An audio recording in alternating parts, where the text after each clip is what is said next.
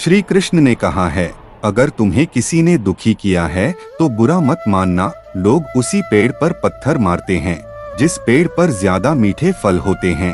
खाली हाथ आए खाली हाथ वापस चले जाओगे। आज तुम्हारा है, कल किसी और का था, परसों किसी और का होगा। कृष्ण जी कहते हैं, जिस व्यक्ति को आपकी कदर नहीं, उसके साथ खड़े रहने से अच्छा है आप अकेले खड़े रहे।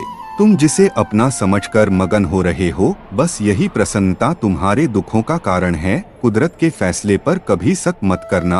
अगर सजा मिल रही है तो गुनाह भी हुआ होगा।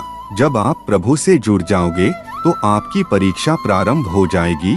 कुछ लोग इसे दुख समझते हैं, पर इसे आप प्रभु की कृपा सुने कि वह आपके साथ हैं।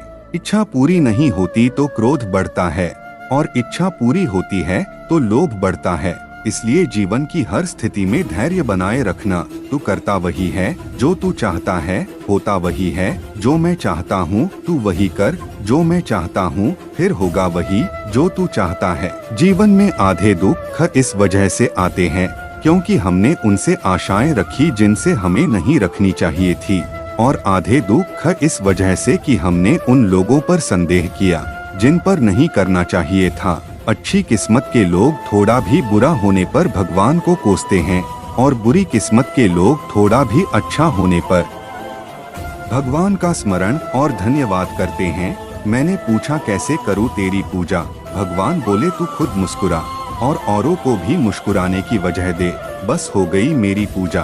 बुरे कर्म करने नहीं पड़ते हो जाते हैं, और अच्छे कर्म होते नहीं करने पड़ते हैं। आपके साथ अब तक जो हुआ अच्छे के लिए हुआ, आगे जो कुछ होगा अच्छे के लिए होगा। जो हो रहा है वो भी अच्छे के लिए हो रहा है। इसलिए हमेशा वर्तमान में जियो, भविष्य की चिंता मत करो। कृष्ण कहते हैं, यह बात हमेशा याद रखो। कैसे भी हालात हो, किसी प्रकार का अन्याय, पाप या किसी भी गलत बात का समर्थन नहीं करोगे, चाहे वह पति या पुत्र। कृष्ण कहते हैं, अहंकार मत कर किसी को कुछ भी देकर। क्या पता तू दे रहा है या पिछले जन्म का कर्जा चुका रहा है। कर्म का धर्म से अधिक महत्व है, क्योंकि धर्म करके भगवान से मांगना पड़ता है, पर कर्म करने पर भगवान स्वयं फल देता है। उससे मत डरो जो वास्तविक नहीं है, ना कभी था ना कभी होगा।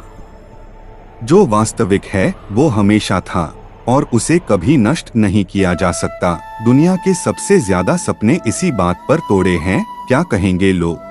जो एक गुनाह माफ ना करे वो है न्यायाधीश, जिसकी शरण में जाने से हजारों गुनाह माफ कर दे वो है द्वारिकाधीश। जय श्री कृष्ण।